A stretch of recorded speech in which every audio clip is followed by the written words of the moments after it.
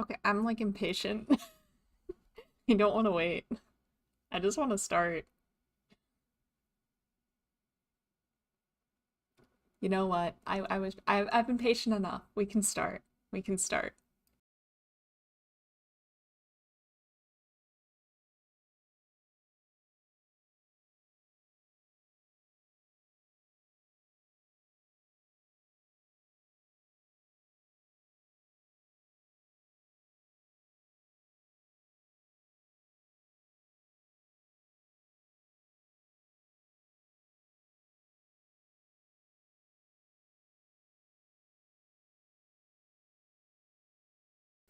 Ah, ah.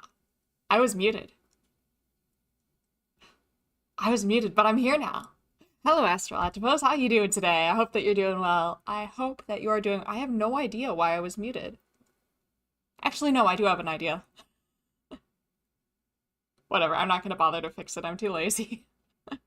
I'm unmuted now, and that's what matters. Oh, I'm glad to hear it. I'm glad to hear it. Oh. So, it's going to be a longer one today. Today we're talking about independent means t-test, which is like a more commonly used type of t-test, I would say. I'm going to make myself a bit bigger here. I'm a bit small after debut. There was all that shenanigans and the scuff and all that, and I got tinier. But now I'm bigger again. There we go.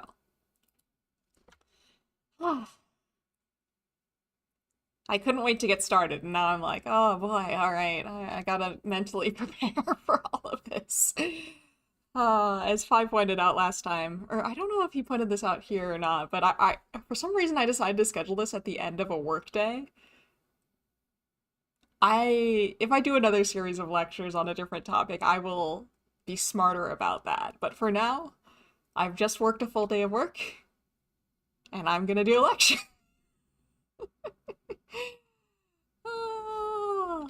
Everything is fine and I'm not dying. We're all good. We're all doing very well here.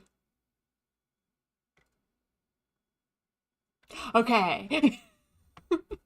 All right. So, independent means t-test. That's where we are today. So, I'm going to do a little bit of review first, and I don't actually have my like thing right now, so I can't 100%. Can I do this? Is that what I can do? All right. Yeah. Yeah, if you wanna chime in with the answers, I'll give you some time, but it's okay. I know there's not too many people in the chat right now, so like no pressure. So, all the things I'm about to list compare different things, and I'll show you the formula too. The first thing that we learned in this series of lectures was we learned about the z-score. This was this formula here, and it compares one thing to another thing to see if they are similar or different. Based on that formula, anyone want to take a guess about what these two things, or what the z-score compares? It's comparing what to what?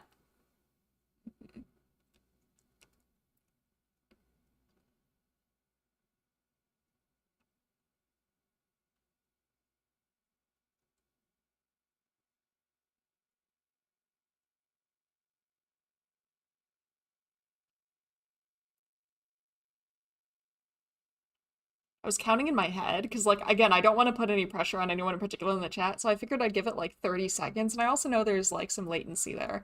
And then I lost count. That tells you how awake I am right now, how much energy I have. I lost count counting to like 30. That's pretty bad.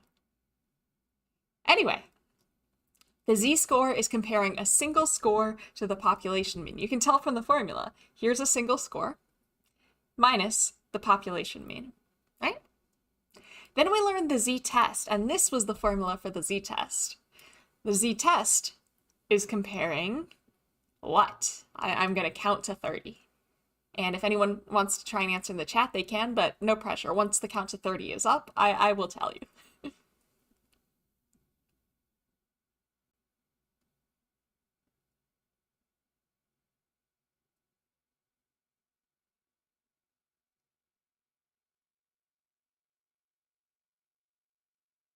Yes, exactly, Astrologipos. You are exactly correct. It compares the sample mean, right there, to the population mean.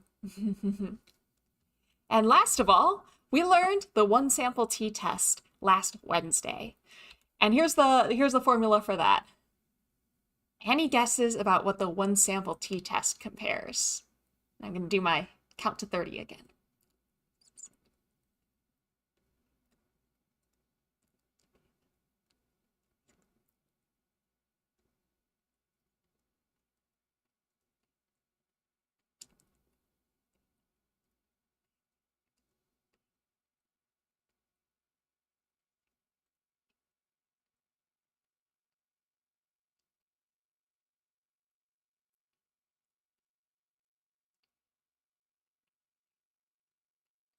Yes, the sample mean to the estimated population mean, or sometimes even just straight up the population mean, or it can compare to a single score. It's pretty versatile. So the real population mean, an estimated population mean, or just like some sort of benchmark score. Absolutely, all of those things would work for a one sample t-test. Now, of course, all three of these things are comparing to a population mean, or at least an estimated population mean. So to that extent, all the formulas, at least, assume that we have population data. How often do you think we have population data? And I'm sorry if I'm leaning on you too much here, Astro.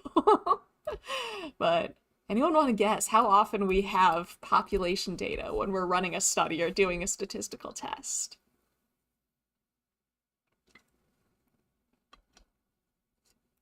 Exact numbers are not necessary, by the way. Pretty much never. Like, every once in a long while we will. Like, if we're dealing with a standardized thing, and thank you, Harade, by the way, and welcome. But yeah, if we're dealing with something standardized, like an IQ test, or like a standardized test, like the SAT, ACT, the MCAT, the LSAT, the GRE, or like sometimes there are measurements in medicine, like there's a collection of scales called the PROMIS scales. All of those are standardized, so we do know their population mean and standard deviation, but that is incredibly rare. We usually do not.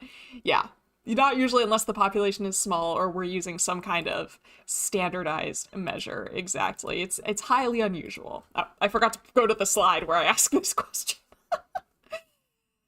So, that's what we're doing today. Last time I took away your population standard deviation from you and we did a one sample t-test. Now I'm taking away any remaining population data we have. We are now at the point where we have zero population data. Up until now, we've kind of been comparing a sample to a population. But yeah, most research studies compare groups of people, usually minimum two, usually more.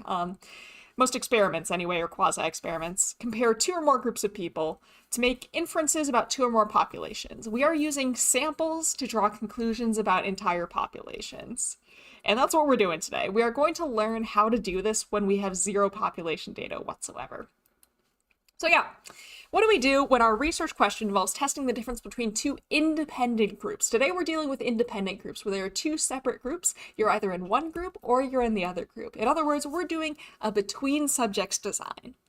So this assumes that there's two or more groups. So for example, you know, with my classic anime examples, you're either a sub person or you're a dub person. And then there's the rare third category where you enjoy both, which is what I am at. But it's sort of like the sort of stereotypical thing is you're either a sub person or a dub person. You can't be both. So we might treat this as a between subjects or an independent design. You're either in one category or you're in the other. So some examples of testing between two different groups might be dub watchers and sub watchers, of course. VTubers versus flesh tubers might be another, or just, you know, the classic treatment group versus control group design. That sort of very, very classic standard design would be one of these designs. You're either getting the treatment or you're in the control, or you're getting the treatment or you're in the placebo group. All of these are between subjects designs, and here's your technical definition. Your between subjects design tests for differences between two independent groups. Independent meaning they are not linked in that you're either in one or the other. There's nobody who's in both groups. You're either in one or the other, and maybe that's artificially created, like I randomly assigned you to be in one group or the other, or maybe that's like, so like in a true experiment it would be like that. But it can also be, like a natural creation where you're either in this group or you're in that group, like just by virtue of things. So, for a big chunk of the population, gender would be this. There are non-binary people and gender fluid people and things like that, but like if you have a binary gender, you're a man or a woman. That would be a naturally existing independent groups. And then the non-binary people would not necessarily fit into that framework, but you know.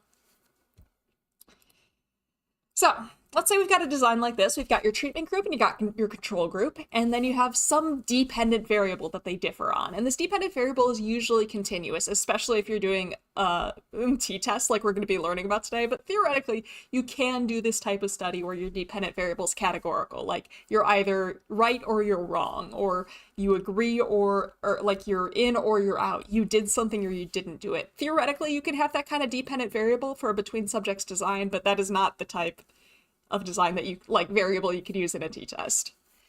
And typically we're asking, is the average score of one group different than the average score of another group? That's the type of question that we're trying to ask here. So for example, I know this isn't an anime example, but I'm sorry.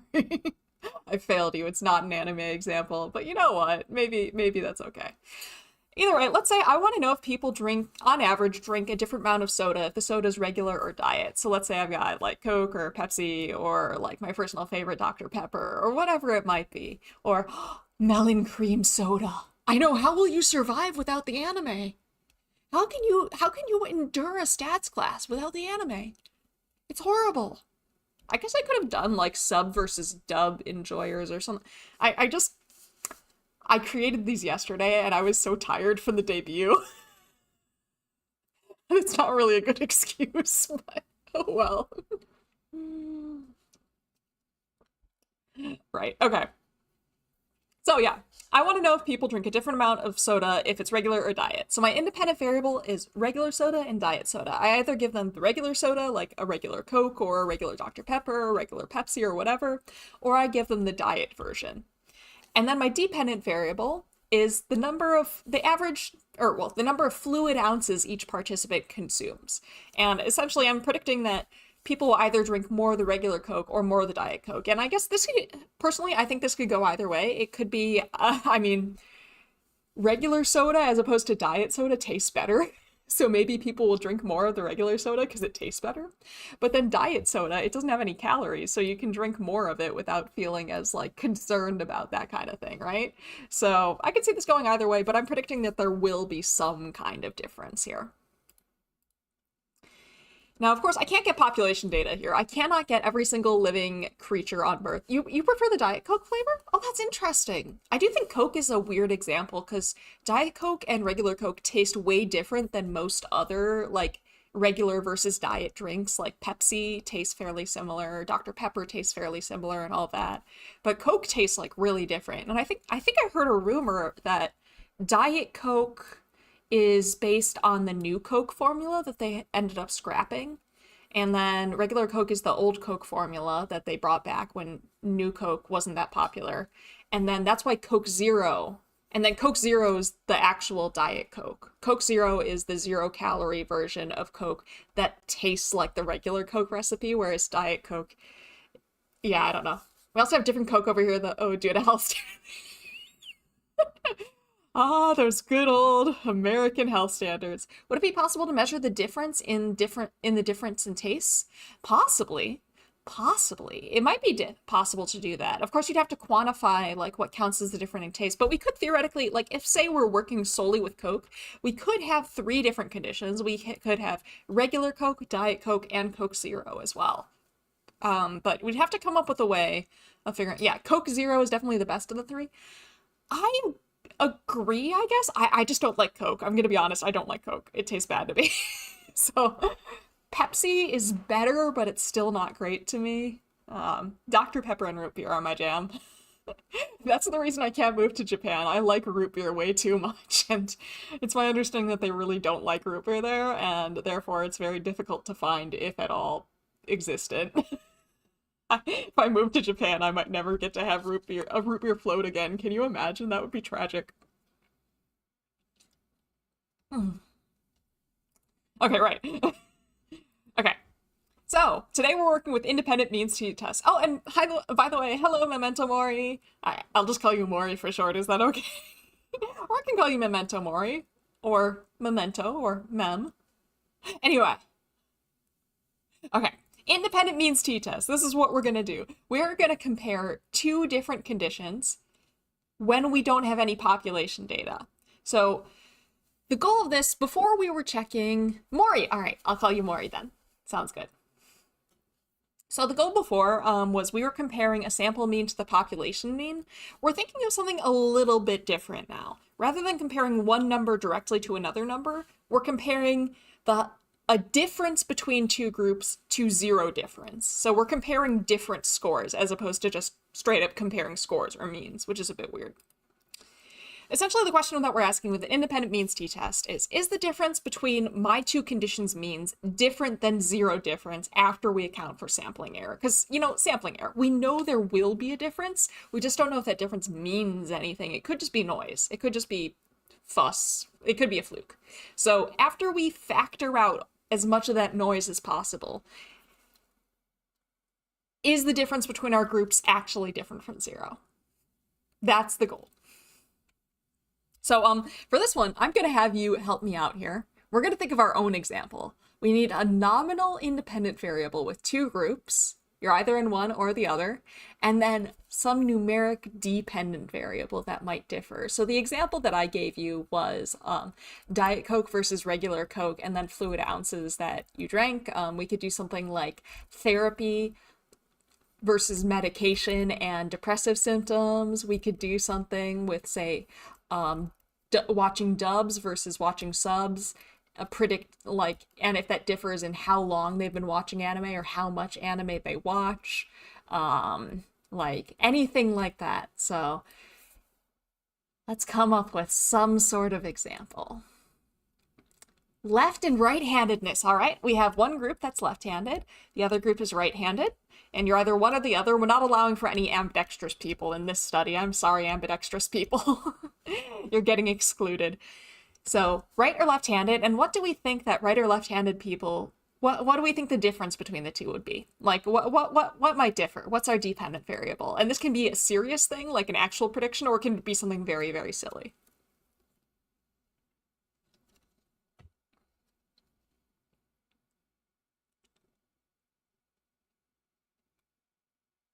Words per minute, the amount of words per minute you can type. All right. Okay. I'm going to warn you, the numbers that I use for this example are not going to reflect the full scale of words per minute. But that's okay. We're going to pretend. We're going to pretend really hard. Yeah, I like that. Let's do that. All right. Right or left-handed and then words per minute. So let's say I have 25 people in group one. So I get 25 people who are, say, left-handed, and 25 people who are right-handed.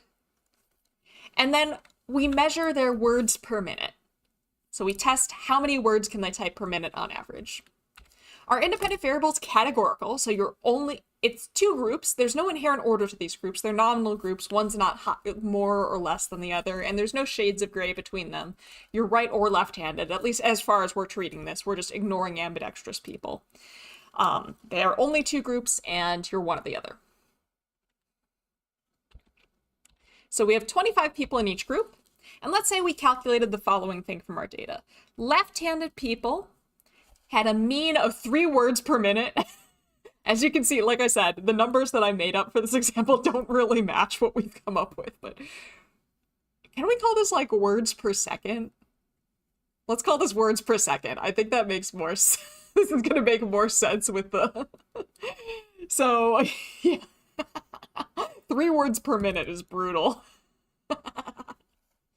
Okay. So let's say left-handed people on average typed 3 words per second with a standard deviation of 1, and right-handed people typed 3.2 words per second with a standard deviation of 0.9. And we have 25 in each group, 25 people in each group. Words per second is reasonable, yeah. I think that's a bit more reasonable. Actually, if it's 3 words per second, and there are 60 seconds in a minute, 3 times 60, that's 180 words per minute.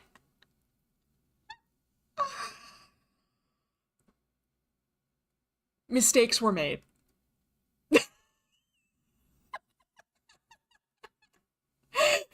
That's pretty fast, but not as slow as 3 words per second. Whatever. We're just gonna say we're gonna say words per second, and then we're just not gonna think too hard about it. We're just not gonna think too hard about it, okay? I think that's the reading speed from the charity stream. That sounds about right. 3 words per minute. What about 3 paragraphs per minute? Whatever. We're spending too much time on this. It doesn't matter. It doesn't matter. It doesn't... This is not real data anyway. This is just me making stuff up. So it doesn't matter. It's words per second. Let's just stick with that and not think too hard about it. All right. So there is a difference between these two means. There is a difference of 0.2 words per second typed between left-handed and right-handed people. So there is a difference between our two groups, but we don't know if that's like a real difference yet. There's 2 reasons we might see this difference. The first possibility is that it's just sampling error. Like, we know that samples are not perfect representations of the population. There's gonna be some noise. There's gonna be some error variance. There's gonna be like imprecision in measurement. There's gonna be all kinds of stuff. So it could be that difference of 0.2 between our two groups is meaningless, effectively. It's sampling error. It's not real. There's no real difference between people who are right and left-handed and how fast they can type. The other possibility, of course, is that, well, that is a meaningful difference. There is a meaningful difference. That difference of 0.2 is not just sampling error. There really is a difference in how fast left and right-handed people can type. In that case, we would reject the null. So that's the goal of the t-test. That's the goal. That's why we're doing the t-test. We want to figure out which of these 2 things is the case. Which, of course, leads us to the question. So when we talked about probability, essentially, both with the one-sample t-test and the z-test, we're judging, like, how likely is it, or how, I guess you could say, how unlikely is it that we would have observed this just due to random chance? That's kind of what we're doing here.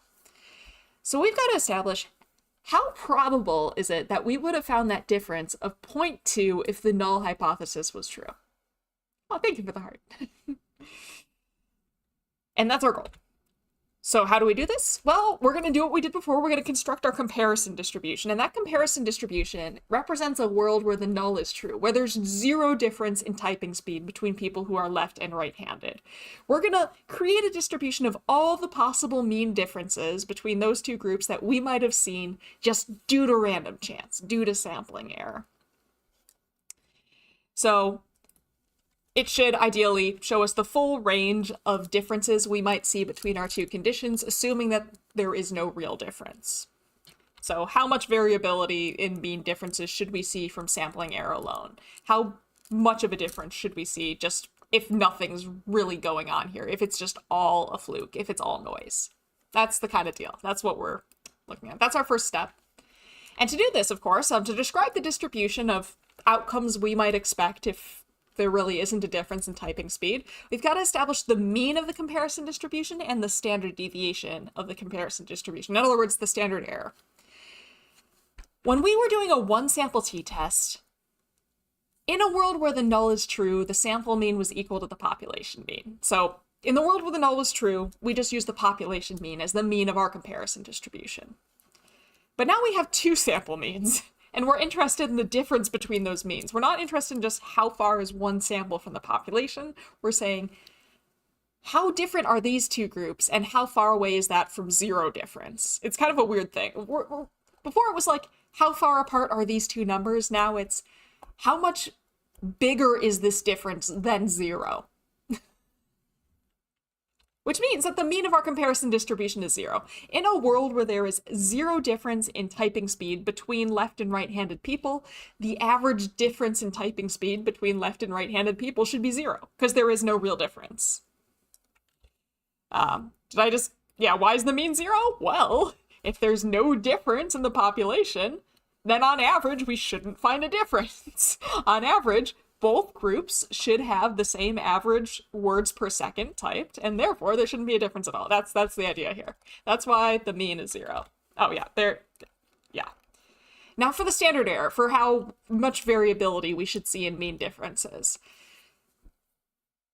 We have a new type of standard error. So we still have to calculate the standard error like before. We still have to estimate our own sampling error the way that we did before. But we're going to do it in a slightly different way, because before we were basing it only off of one sample. Now we technically have two samples, or well, two groups that we're basing this on. We have our group of left-handed people and our group of right-handed people. And we use that to calculate the independent sample's standard error, which is written as this. So before we had the standard error, the standard deviation of a distribution of means was the symbol for standard deviation and then m for mean. Now it's the standard deviation of a distribution of differences between two means. So the symbol is the symbol for standard deviation with the symbol for a difference between two means. That's how you write the independent sample standard error. In both cases, these both represent sampling error. They both represent the variety of outcomes you might expect if the null is true, just due to random chance. It's just we calculate it a little differently because we're using different types of data. That's the idea. So, you have two groups here. You have left-handed people and right-handed people, or maybe you have control group versus treatment group, or whatever it is, diet soda versus regular soda. Whatever the case, each of your two groups represents its own population. We have the average typing speed for left-handed people and the average typing speed for right-handed people. But in both cases, we're not perfect. No sample's a perfect representation of the population. My right-handed group, my 25 right-handed people, isn't a perfect representation of every right-handed person in the world. My 25 left-handed people are not a perfect representation of everybody who's left-handed in the world. So in both cases, my average typing speed for both groups is probably a little off from the population. There is some error in both cases. So we've got to compute the standard error, and we need to take information from both conditions into account, because both of them provide separate information on how much sampling error we might have. The goal here, or the way that we're going to do this, is we're going to find the sampling error for one condition and the sampling error for the other condition and combine them. We are going to get the combined sampling error based on both conditions. We're going to figure out how off we are with right-handed people, how off we are with left-handed people, and then combine that. And here's the formula. Well, sort of. This is sort of a basic version of the formula. We'll get more into this later. Here is our standard error formula. It is the square root of the variance of sample 1 over the sample size of sample 1, plus the variance of sample 2 over the sample size of sample 2. Which should look familiar. It should look pretty similar to the previous variance formula, or the previous standard error formula. So before, when we were only working with one sample, this was the standard error formula. This is the version if we had the standard deviation, but you could also calculate it with the variance. You can see these two are super similar, right? This one just looks like the one for mean differences just kind of looks like a doubled up version of the one if you're only using one sample mean. So we've just adjusted this formula that we were using before to account for us using two sample means instead of one. It's not a big deal. It's not a big change. But there is a bit of a problem with this formula. We are going to have to tweak it a bit more than we already have. See, this formula only really works when both of your groups have an equal number of people in them. So in our case, we're fine. We had 25 people who were right-handed and 25 people who were left-handed, so this isn't an issue. But the real world is messy. The real world is messy. Let's say I was randomly collecting a bunch of people off the street to participate in my study, and the ratio of right-handed to left-handed people is about one left-handed person for every 9 right-handed people. So if I just got a random sample of people, I might have way more people in the right-handed condition than I might have in the left-handed condition, unless I specifically try and recruit things evenly. So in that case, this formula would not work well. This formula really takes for granted that both of your conditions have an equal number of people in them, or an equal number of observations in them. Any guess about why it might be a problem if suddenly we don't have equal numbers of observations in our conditions?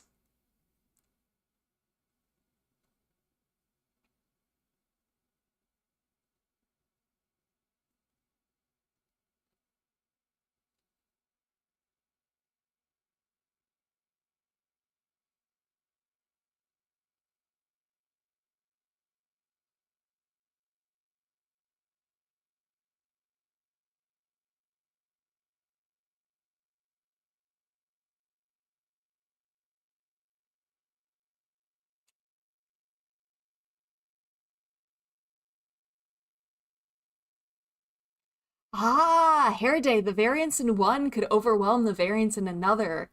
Astral atropos, the contribution would drastically shrink for the side with more. Astral's a bit closer. Heraday, I think you're getting at the solution to the problem. Astral's getting at the problem. So you're both like in the right area here. Yeah. The problem is this formula is biased, and it's biased for the reason Astral kind of outlined.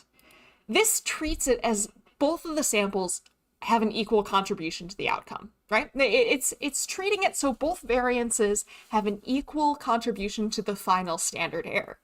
But that's not necessarily a good idea. That works if both samples are equal sizes. But if they're not equal sizes, this isn't a great idea. See, we know that bigger sample sizes give us better information about the population, right? So let's say we have the ratio of right to left-handed people, right? And like, so we have 10 people. Let's say we have 10 people in our left-handed condition and 90 people in our right-handed condition. Do you think we have a better estimate of variability for left-handed people or right-handed people?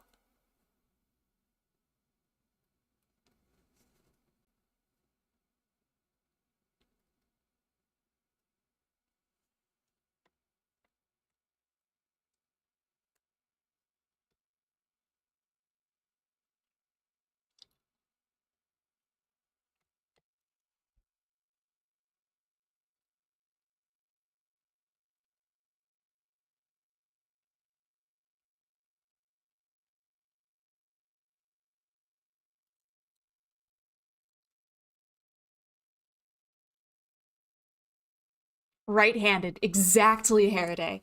Because the right-handed sample has so many more people in it, that has a much better estimate of the true population variance than the left-handed people. So right now we're treating it like if we just use this formula, we're treating it as if both the left and right-handed estimates are equally good. But we know that's not true. The sample with the bigger sample size has the better estimate of variance. So we want to give it more influence on the final outcome. We want to do what you were suggesting earlier here today. We want to give the bigger sample more influence in the outcome than the smaller sample. We're not going to throw out the smaller sample's data entirely. I mean, that's still important information. We don't want to throw out data, but, oh, there we go. We want to give the larger sample more weight. That's the goal. So we're going to adjust this formula so that it gives more weight to the variance from the bigger sample, but it still takes into account the smaller sample. That's the goal here. Now, of course, again, like if you have equal sample sizes, this doesn't matter. But a lot of the time in real life, you don't have equal sample sizes for a lot of reasons. Like with the right and left-handed thing, it's much easier to get right-handed participants than it is to get left-handed participants. Or let's say you're doing something, let's say you're like testing some cancer treatment, like some sort of chemo thing. You're probably going to get a lot more people dropping out of your study that are on the chemo than that are on a placebo because chemo is deeply unpleasant, right? So in that case, you might have different sample sizes on each side. Or maybe it's just that some people in one condition, more people end up skipping the study in one condition than the other for whatever reason, maybe just due to random chance. This happens all the time in real life. So this is something that we got to think about, unfortunately. So we're going to adjust the formula just a teeny tiny bit so that we can create something called the pooled variance. The pooled variance, this thing here, this SP squared thing here, is a variance that combines the variance from both conditions.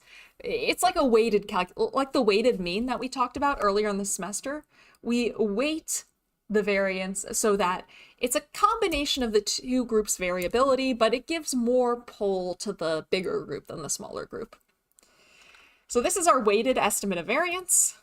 And yeah, it'll kind of like average the two variances together, but it'll give more weight to the bigger variance. And this is the formula for the pooled variance. It's the sum of squares of sample 1 plus the sum of squares of sample 2 divided by the degrees of freedom of sample 1 plus the degrees of freedom of sample 2. And this will give you a weighted estimate that gives a bit more influence to the bigger sample than it does to the smaller sample. So a few more notes about pooled variance. Let's say you have a study like this. You've got your experimental group, it has a variance of 60 and a sample size of 10, and a control group with a variance of 80 and a sample size of 30. Or, well, no, these are degrees of freedom, so technically it's a sample of 11 and 31, but here we go. If I just average those variances together, that 60 and the 80, I'll get a variance of 70.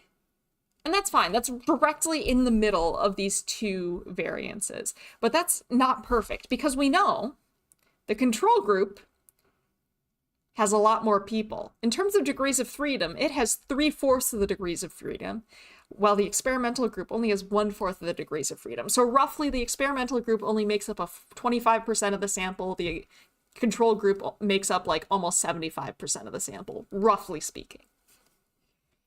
So by just averaging those together, I'm just kind of getting, like their average, but that's not taking into account the fact that my two conditions have different sample sizes, that the control group, because it has a bigger sample size, probably has a better estimate of variability, that the true variability in the population is probably closer to 80 than it is to 60.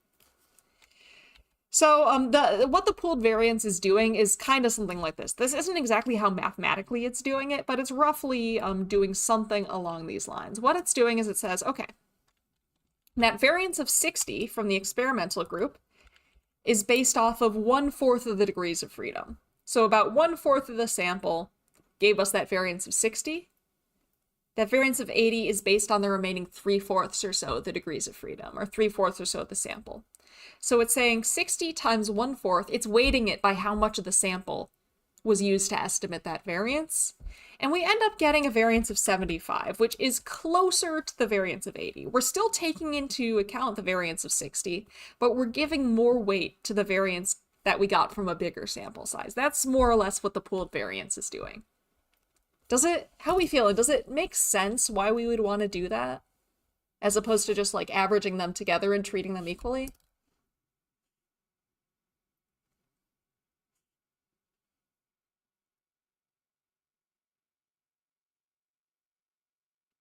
I really gotta turn down the latency on this. I keep forgetting to do that when I'm setting up a stream.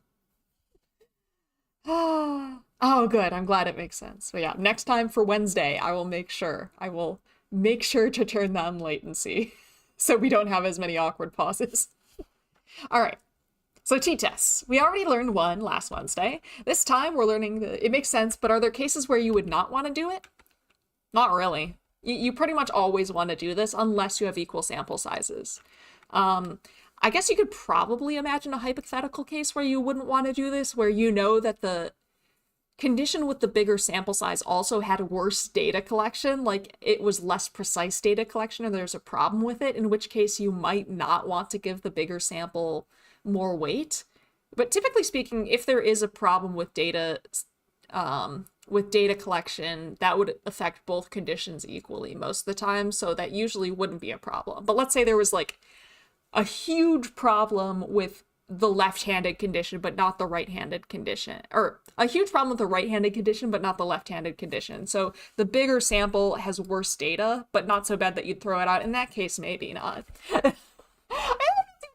I'm more concerned that you understand why we're doing it as opposed to how the math works, honestly. Because you're like, if you do go on and do statistics, chances are you're not doing it by hand. You're not doing the math yourself, probably. So as long as you understand why it's being done, it doesn't really matter how it's done, I think. Contrarily, my brain's math wants to keep pulling variables out. Oh no! Oh no! I'm not even math-brained enough to fully understand that, I'm gonna be honest. Pi's freaking out over pooled variance. I'm freaking out over basic math. It's fine. It's fine. It'll be okay. We're gonna get through this. We're gonna get through this together. All right. Okay. Okay. By the way, freaking out is definitely an exaggeration. I just understand. I understand Phi. I understand the dread. It's just giving the bigger sample more influence on the outcome. The bigger sample has a bigger influence on the estimated variance. That's all. That's all. Okay. So generally speaking, t-tests look like this. They have some sort of sample statistic. Usually that's like With the one sample t-test, that was the sample mean. That was the average of your sample. This time, the sample statistic is the difference between your two groups. And you're comparing that to some hypothesized population parameter. So this hypothesized population parameter is what you would expect to see if the null was true, if nothing's going on. So with the one sample t-test, you had your sample mean and you had done something to your sample, like maybe you gave them some therapy or you gave them some kind of treatment, and you were comparing them to the population mean that had nothing done to them. You were essentially treating the population mean as your control group. With this one, with the independent samples t-test, oh, I literally have the formulas here. Why am I writing them? Yeah, so you have what you found on the left of the numerator, and then what you would expect to find if the null was true on the right of the numerator for t-test, and then on the bottom is your estimate of sampling error. For the one sample t, that was the sample mean, where you did something to them, your treatment group, minus the population mean, which was kind of your control group, divided by your estimate of sampling error. For the independent samples t, this time, your sample statistic is the difference between your two groups. So the example, for those of you who weren't here when we came up with this example, we're comparing typing speed in left and right-handed people. So on the left, your sample statistic is the difference in words per second for left-handed people and right-handed people, which in this example was 0.2. Minus the difference that you would expect if the null was true. The difference you would expect to find assuming there's no real difference in the population, which is going to be 0. Like if the null is true, then there's no difference. The difference would be 0 divided by your estimate of sampling error. So essentially all t-tests are, here's what I found. Here's what I would find if the null was true, if nothing's going on, divided by how much error I have around my estimates. That's the generic t-test formula. What I found minus what I'd expect to find if there's nothing, divided by error. All t-tests follow this logic. They just do it slightly differently depending on the type of data you're working with. So, steps for calculating the one sample t-test. This step 1, I can actually put it in. Step 1 can move around. You don't need to do it in exactly this order. But I like to calculate the mean difference first. So we had our, like, what was it? Left-handed people typed at 3 words per minute. Right-handed people typed at 3.2 words per minute. So the difference was negative 0.2. That would be the first thing I'd do. That's the difference between our two means. The second step, you calculate your pooled variance. So you do this whole thing, la la la.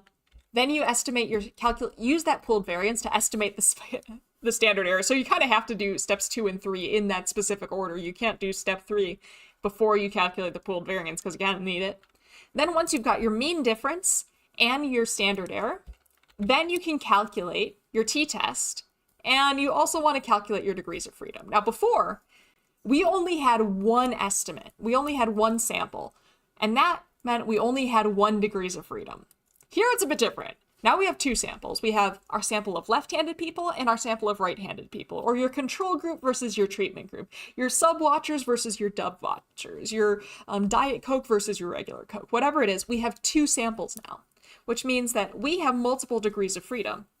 We have the degrees of freedom for your first sample, the degrees of freedom for your second sample, and then when you add them together, you get your degrees of freedom total. That's your total degrees of freedom for the entire t-test. So now we have 3 degrees of freedom, 1 for each sample, and then sort of like your overall degrees of freedom. You calculate your t-value, and then you use your degrees of freedom to look up your critical value. So what's your cutoff for rejecting the null? And then, of course, you decide whether to reject the null or not. Fun times. So there's your basic steps. This is nice. I don't know. I think it's useful. Like if you're calculating a t-test by hand for like an assignment or something, I think this is a nice like set of steps just to guide you. Just do these things in this order. Though technically step 1 can also happen here if you want it to, depending on your mood. But so let's do an example. Let's say I want to know whether receiving spoilers about the plot of an anime affects your enjoyment. So if I spoil you for a show, Will that make you enjoy it more or less, or will that not affect your enjoyment whatsoever? We have two conditions. Our independent variable has two conditions, the first being people who were not spoiled for the show, and the second being people who were spoiled for the show. Both of these conditions have 10 people in them. So sample size for no spoilers condition is 10, sample size for receive spoilers condition is 10. The mean enjoyment for no spoilers was 37, the mean enjoyment for spoilers was 31, and I've got your sum of squares here. 150 for no spoilers, 210 for spoiled. If I was to word this as a word problem, I mostly have this here for the benefit of like students in a stats class who have to deal with word problems, but I might organize this information like this. Like, I want to know if receiving spoilers for a major plot point affects enjoyment of an anime. I give 10 people spoilers before watching anime or a movie, and let 10 people go in without any spoilers. After watching the movie or the anime, I asked them to rate their enjoyment on a scale of 1 to 50. On average, people who weren't spoiled rated the anime with as a 37. People who were spoiled rated it as a 31. The sum of squares for the people who weren't spoiled was 150. The sum of squares for people who were spoiled was 210. It's all the same information as the table, just in word problem form. I think it would depend on the show. Everyone knows that Goku wins. That's true. That's true. I'm talking like, say, Gare Zero, or Madoka Magica, or what's another show where spoilers would totally screw you up? I guess this isn't really a show, but like the novels of Heaven Official's Blessing, my friend from grad school is reading them right now, and if you get certain things spoiled for you, it will mess you up a little bit. There's some major plot twists in there. So yeah. Higurashi, right? Yeah. If Higurashi gets spoiled for you, that could severely affect your enjoyment. Yeah, so this is like specifically for things where like the spoilers are major to the plot. Like there's something that you wouldn't see coming that has a major influence on the story kind of deal.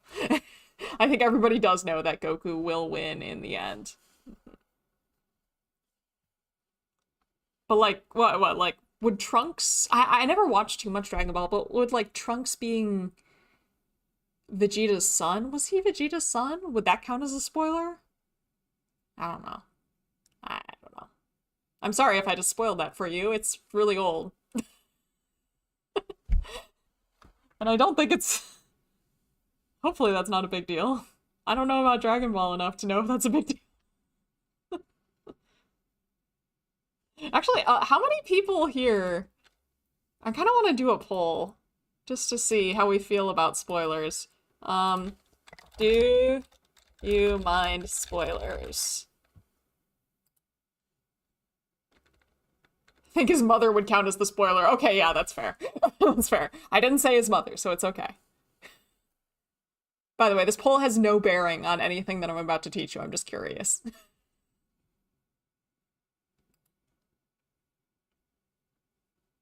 Ah.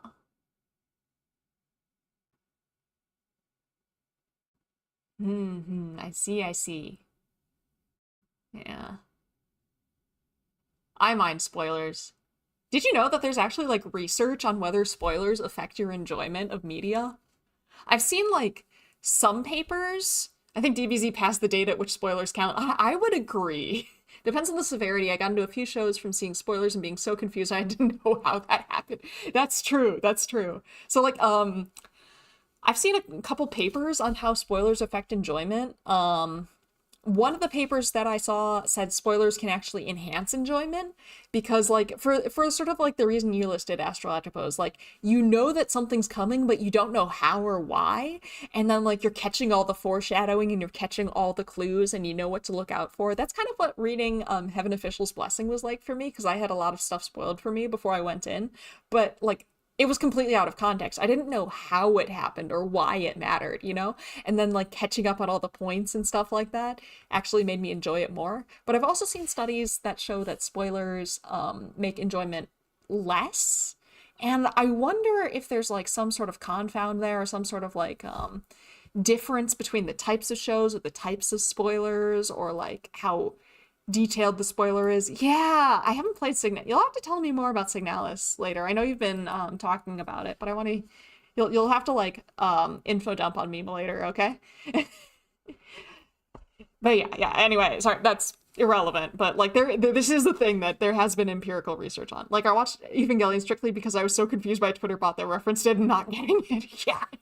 I completely understand that. I think the only reason I watched Gurren Lagann was I heard about the final battle and I'm like, what the heck? That sounds incredible. I need to see how this happens. So, I think depending on the type of spoiler, depending on how much context you have around it, and a lot of other things, and depending on how you like to enjoy your media, like trying to predict things versus like noticing Easter eggs, I think a lot of those things would go into that. Maybe we can do a study on that. Maybe all of us together can do a study on that sometime. Like I have access to an IRB and like a subject pool, so we can like design a study together and do it. Type of media might influence it. Yeah, that's also possible. Type of media could influence it too. Maybe spoilers are more distressing for say movies than they are for TV shows, or maybe there's more expectation of being quiet about spoilers for certain types of media than others, and like that kind of thing. Or like whether you intended to watch the media or not. Like if you intended to watch it, spoilers might be very upsetting, but if you had zero intention of watching it, then spoilers might not matter to you at all, right? Yeah, maybe we can all design a study together. That would be fun, and then I could run it and we can discuss the results. That could be entertaining. I've always wanted, that's like one of my goals as a VTuber, is to run a study with all y'all, but I haven't quite gotten around to that yet. Mostly I'm trying to avoid writing an IRB. I don't like writing IRB. Yeah, intent, like, why did they spoil you? Did they spoil you to be a jerk about it? Or did they spoil you because they just needed to tell you? Or because they thought it would get you to watch the show? Like, I think you'll enjoy the show, but you wouldn't watch it unless I spoiled it for you. I think Madoka was like that for a lot of people. Like a lot of people probably who loved Madoka probably wouldn't have watched it if they hadn't had like the tone shift spoiled for them kind of deal, if that makes sense. Okay, let's keep going. Let's keep going. Right. So, let's do our 6 steps of hypothesis testing, starting with, wow, things are going weird. Why is everything being strange for me? I don't care. We're doing it. Okay, step 1, we've got to state our null and research hypothesis. So what is our null hypothesis? Our independent variables, whether you're spoiled or not, and our dependent variables, how much you enjoyed this show. So what's our null? What's our null hypothesis?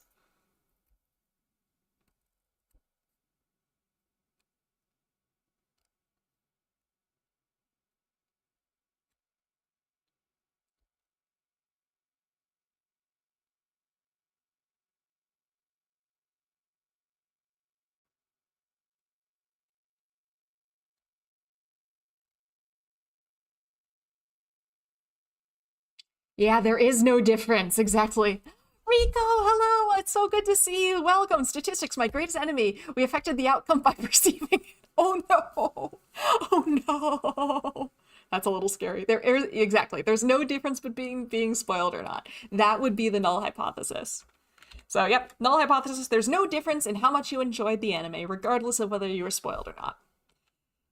So the difference between our two groups, the difference between people who were spoiled and people who weren't in terms of enjoyment was 0. There was 0 difference in enjoyment. What's our research hypothesis or alternative hypothesis? You can have this be a non-directional one, or you can make a directional hypothesis. Whatever you want.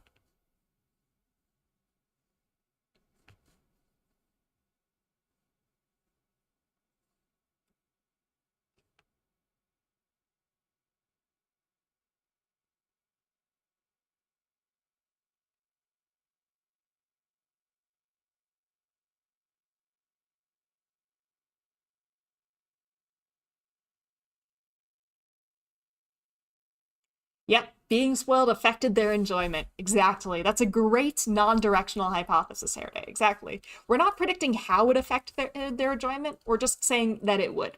So that would be like non-directional, like I'm just predicting there will be a difference. We could also make a directional hypothesis, like being spoiled decreased enjoyment or being spoiled increased enjoyment, depending on how you view it. Maybe it decreased enjoyment because now the plot twist is not exciting anymore, or maybe it increased enjoyment because now they're on the lookout for the plot twist and they're noticing all the foreshadowing, you know?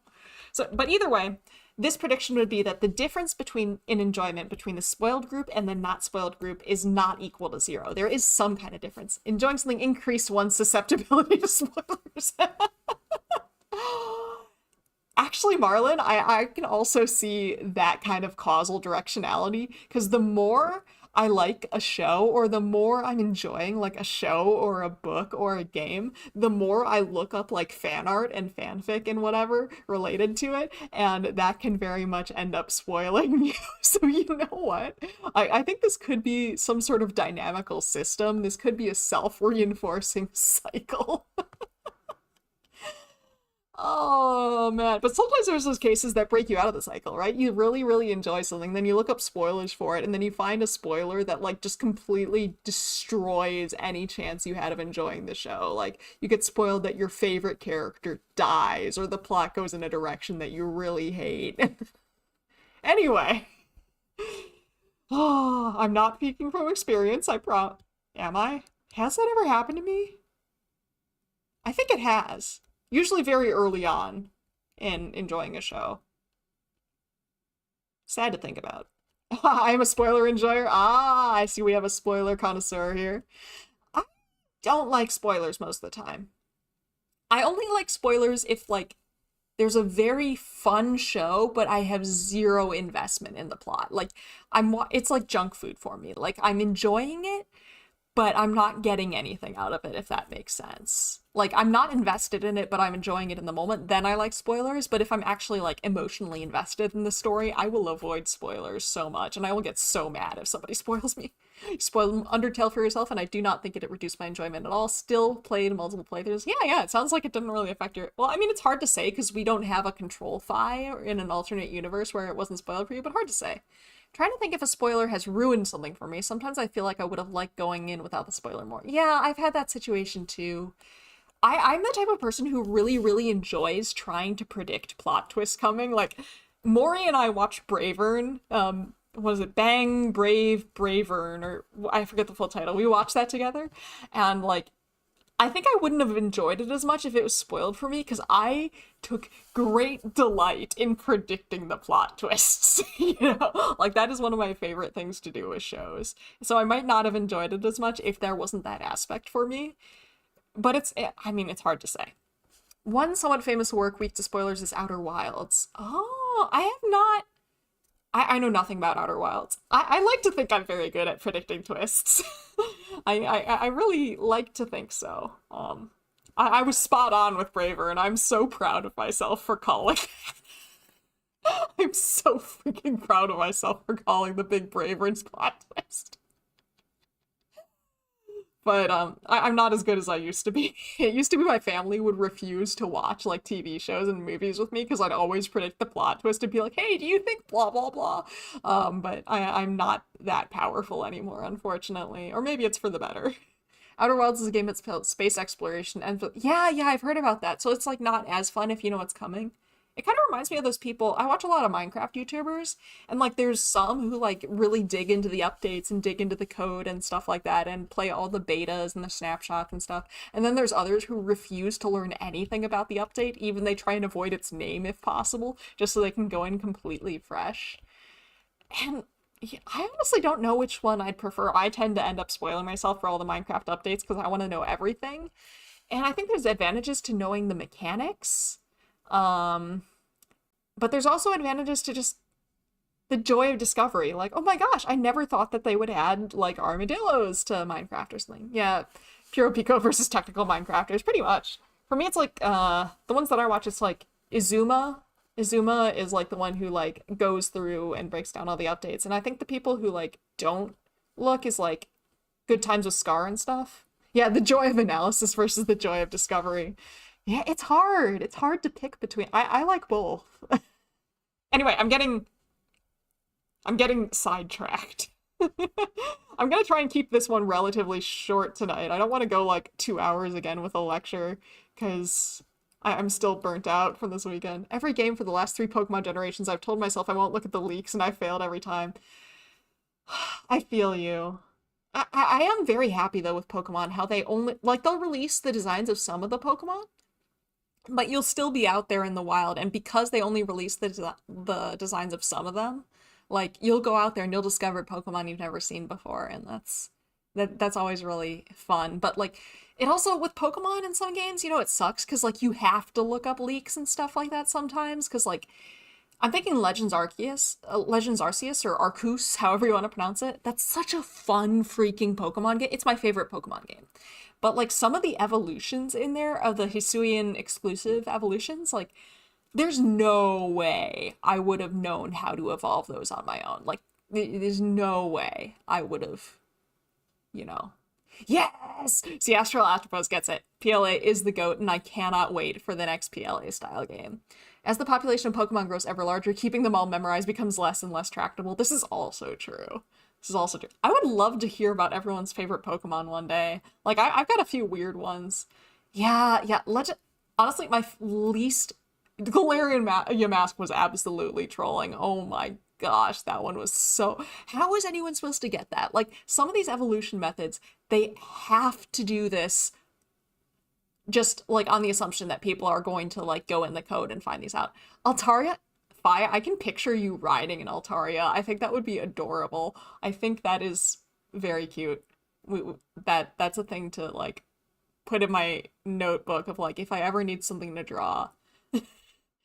I'm a huge fan. Absol is my favorite, but I really like Minior. Minior is a huge fan of mine. Oh, Inkay's a great one too. I love Inkay.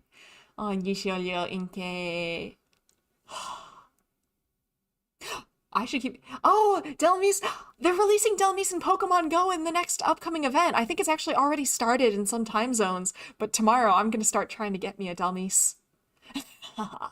Okay, anyway. Right, so step 1, our null hypothesis, spoilers have no influence on enjoyment. Our alternative hypothesis, spoilers do affect enjoyment. Oh, Mimikyu, Umbreon, and Greninja, all good choices, all good choices. Okay, right. Step 2, we have to state what is known about the comparison distribution. So what does the world look like if the null is true, if spoilers have zero impact on enjoyment? The mean of the comparison distribution is 0. If spoilers have 0 impact on enjoyment, then the population difference between being spoiled and not being spoiled in enjoyment should be 0. Like, if spoilers don't affect enjoyment, there shouldn't be any difference in enjoyment. Golurk, Sigilyph, and Delphox, all good choices. All very good choices. Fennekin is my favorite starter. Like, Fire was always my starter, and Fennec Foxes were my favorite animal for a long time, so I was like, this was made for me? This was made for me? He's so good. He's so friendly. Sprigatito's pretty great too, though. Anyway, where were we? Right. Okay. So we can always assume, pretty much always. Oh, that's a cool one. Runarius, or however you pronounce it. It is a really cool one. I really like that one. But yeah, that evolution method is horrible. Horrible. Absolutely miserable. Absolutely horrible. That's the Galarian Yamask evolution, right? And yeah, it is... There's no way to figure that out. You have to Google it. You have to look up a game guide. Like, you're not gonna get that on your own. Okay, anyway, right, okay. So, yeah. Alright, so the mean of the comparison distribution is 0. In a world where the null is true, the difference between your groups should be 0. And this will be true every time you do an independent means t-test. Like, this will always be 0. Theoretically, you can probably come up with a situation where you might want it to be something other than 0. I have never seen that happen. I've never seen anyone do something like that. The mean difference for the comparison distribution should pretty much always be 0. Anyways, proceed.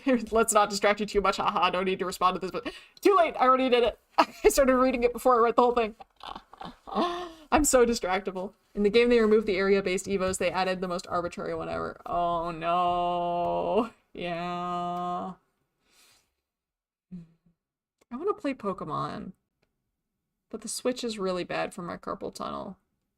This life is cursed. I'm cursed to have a mortal form.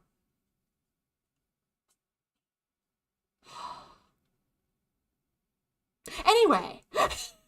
Okay, so our next step, so we know the mean of the comparison distribution is going to be 0. Our next step is to figure out our degrees of freedom. This is So we have 3 sets of degrees of freedom. The first is for your first condition, the second is for your second condition, and the third is just your overall degrees of freedom for this study. So in this case, our sample size for both groups in this particular study was 10. We had 10 people who were... That is so weird. Okay. Sorry. There's some shenanigans going on with my PowerPoint. So we had 10 people who were not spoiled. So N1 is 10, and N2 is also 10. Both groups had 10 people in them. Degrees of freedom for each group is the number of people in that group minus 1. So for the not spoiled group, we have 10 people minus 1, 9. For the spoiled group, it's the same thing. We had 10 people who weren't spoiled minus 1. The degrees of freedom there is 9. Then for the degrees of freedom total, you calculate it kind of how the name implies. The total degrees of freedom is you just add together your 2 degrees of freedom to get your total. So degrees of freedom for group 1 was 9, plus degrees of freedom for group 2 was also 9. 9 plus 9 is 18. Your total degrees of freedom is 18. So we're almost there, just one more step. Now we have to describe the variability of the comparison distribution. In other words, we need to calculate our standard error, which is our estimate of sampling error. So on the upper right-hand corner here, we have that table I gave you earlier, the sample sizes, the means of both groups, and our sum of squares for both groups. Here is the formula for our standard error. So there's a problem here. We can't calculate our standard error right away because we don't have the pooled variance. So first we have to calculate the pooled variance. Now I have given you the sum of squares, so you don't need to calculate it. So at this point, it's just plug in the numbers. The sum of squares of group 1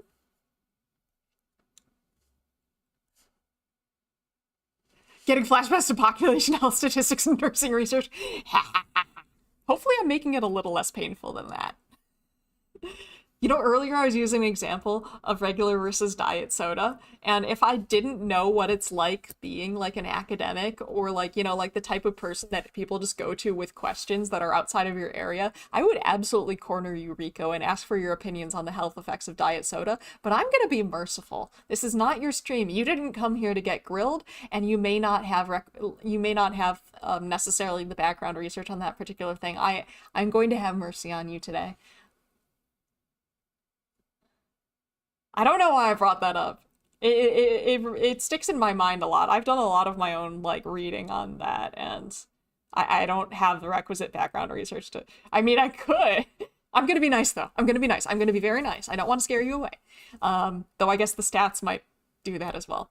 But I'm gonna be very, very nice, and I will be very respectful, and I would do unto others what I would have done unto me, and I will not grill you.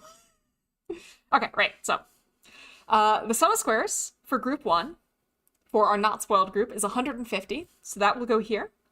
The sum of squares for group 2 is 210, so that's going to go here. There you go. Bring up NIH research into it. I'm going to hunt you down someday when you have time and are agreeable, and I'm just going to sit there and I'm going to listen. I will pay you in something. I will compensate you in some way for your knowledge. Yes. Oh, please, please, please on my end. Okay, anyway. And then on the bottom, we have our 2 degrees of freedom added together. They were both 9. You can also just put your degrees of freedom total here. It'll be the same thing. So our degrees of freedom for both groups were 9. 10 minus 1 is 9, and then 10 minus 1 is 9. Then we simplify. Well, then we start adding this together. 150 plus 210 is 360. Divided by 9 plus 9 is 18. Then, to get our pooled variance, we just divide that 360 by 18. And normally I'd ask the chat to do this math for me, but because the latency is so high on the stream, I'm just going to show you. It's going to be 20.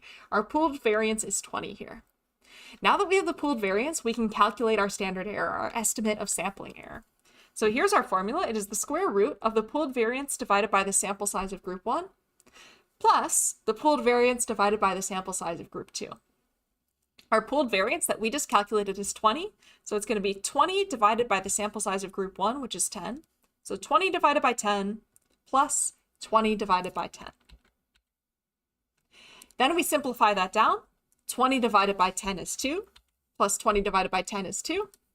Add those together. 2 plus 2 is 4. College level math, everyone. And then we take the square root of 4. Our standard error is 2. Of course, in real life, you won't always get nice whole numbers like this. Most of the time, you're not going to get nice whole numbers like this. But, you know, this is a class, so we can pretend that the world is kind and that the world will not give us decimal places. Oh, what a wonderful world it is in this lovely life without decimal places. I wish real life was like this. Anyway.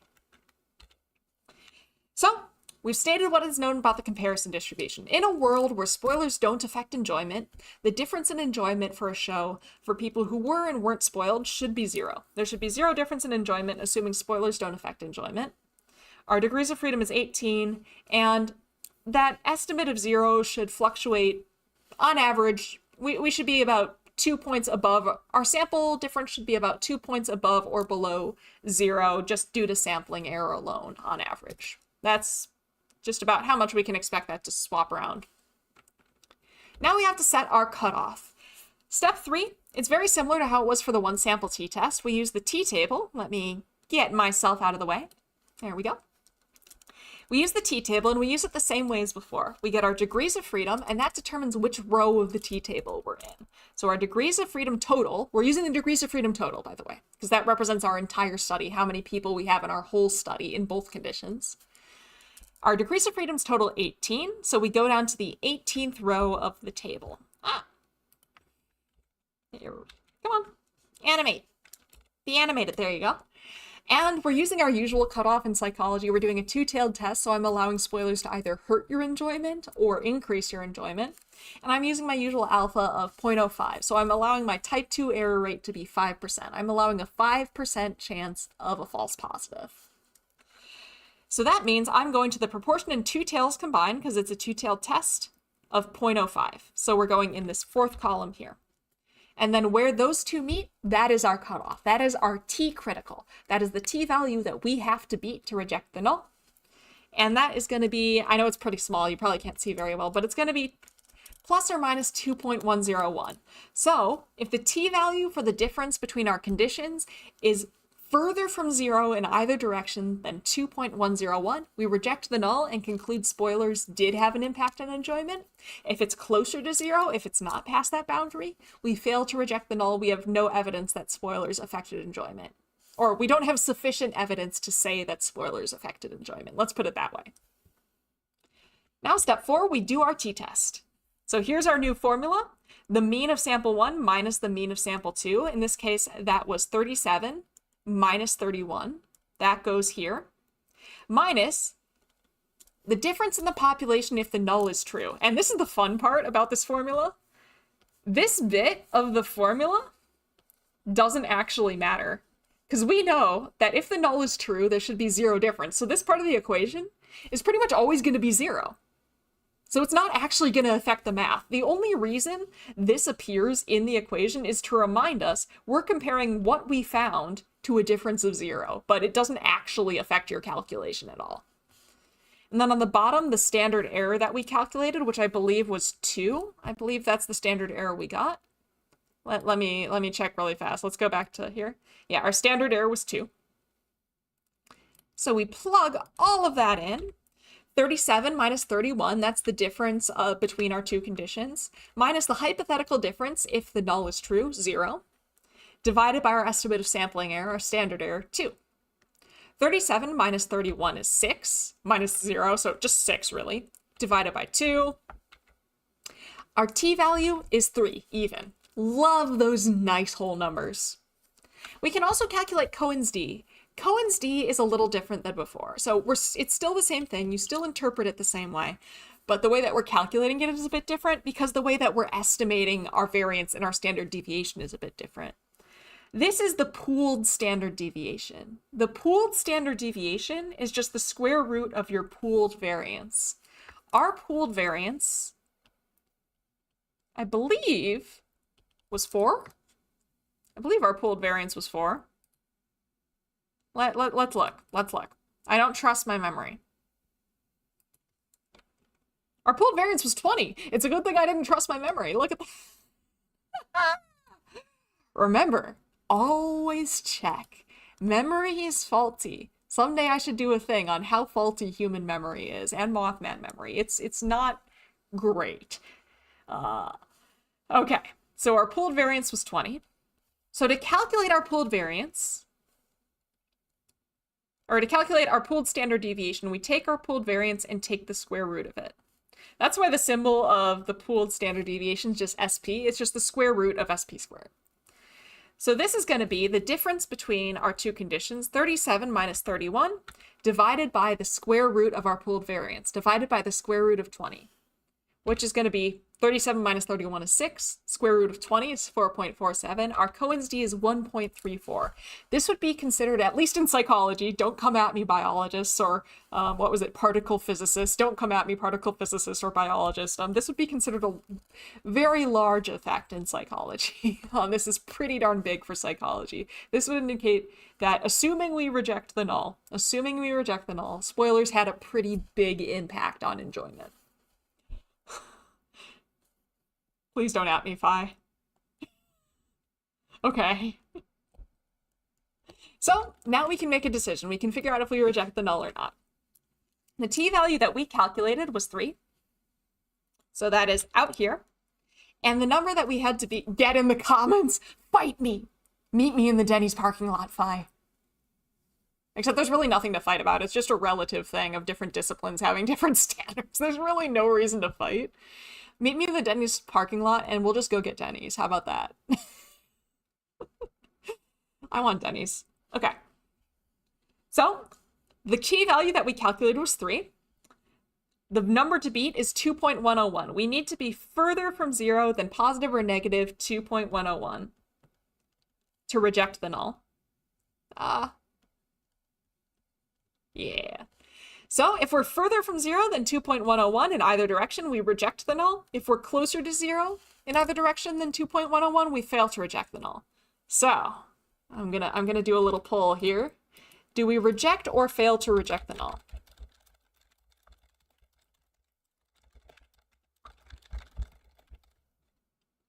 There we go. I like polls. I like polls. And hello, Water Knight. Hello. Happy to have you. So t-value of 3, critical value of plus or minus 2.101. The votes are fluctuating. The votes are fluctuating rapidly. I like that you can, like, change your vote, though. That's a very nice and forgiving thing for YouTube polls to do. I appreciate that. Oh, we're at 5 votes, so we're at over halfway throughout the entire group. Who's here? Maybe we should just end it there. I'll count to 20, and by the time I reach 20, then I'll close the poll. And I know that's not accounting for latency, but, you know, you snooze, you lose or something. 3, 4, 5, 6, 7, 8, 9, 10, 11, 12, 13, 14, 15, 16, 17, 18, 19, 20. That's what I'm here for. I'm here to remind you. So the majority is correct. We do reject the null. We do reject the null. The difference that we found is bigger than the minimum difference where we would have rejected the null. The t-value that we found, 3, is further from 0 than our cutoff for rejecting the null, which was plus or minus 2.101. We are in the tail. It would be very unlikely to get 2 samples with a difference this big in a world where the null was true. So we say it's so unlikely that this was a coincidence that we think it's not a coincidence, that we think it's more likely that this difference is actually real. That's what we're saying here. I like if you get like a super intense statistician, they might like correct my wording a little bit, but like roughly that's what we're saying. So we reject the null. We conclude there is a difference. So now we have to interpret our results in a way that somebody who's never taken a stats class could understand. We got to put it in plain language, whatever language you're communicating in, whether that's English or Spanish or Japanese or what's that one that I was thinking of? Starts with an E. Esperanto. Whatever language you're communicating in, just put it in simple terms that somebody can understand. I really should have used that poll to measure how much latency we have. Too late. It's too late. The latency will forever remain a mystery. I guess you could like send a message and then count to when I read it, because I usually catch messages pretty fast. I'm pretty good at keeping up with chat to the detriment of my attention span. Okay, so let's interpret our results. We rejected the null, so you know what that means. That means that we found a difference. To remind you, our independent variable was whether you were spoiled for an anime or not. Our dependent variable was how much you enjoyed that anime. So we found a difference, and actually, if you go back, chat, is this ping check? It could be. It could be. All right. So the mean of enjoyment for people who weren't spoiled was 37. The mean for people who were spoiled was 31. Higher numbers indicated more enjoyment. So looking at the means, the people who weren't spoiled enjoyed it more. And we have confirmed that that's significantly more by rejecting the null. So yeah, these were different before. That whole t-test we did was just to say, can we confidently say that this is a real difference? We could have just looked at the mean and said one is higher, but at that point, without doing the t-test, we wouldn't have been sure if that difference was meaningful given sampling error. So, yep, people who were spoiled for the anime enjoyed it less than people who weren't spoiled for the anime. How do I know? I did a t-test, I rejected the null, and the mean enjoyment for people who weren't spoiled was higher than the mean enjoyment for people who were. Now, making this full APA style with all the statsy bits, we have our sentence, people who were spoiled enjoyed it less than people who weren't, comma, TE, because we were doing a t-test. Oh. On 18 degrees of freedom, your degrees of freedom total goes here. So people, if they want to look up your critical value, that plus or minus 2.101, they can just use this information, say, go to the t-table, go to the 18th row, and they're going to assume two-tailed alpha of 0.05 if they're a psychologist, because that's like our default.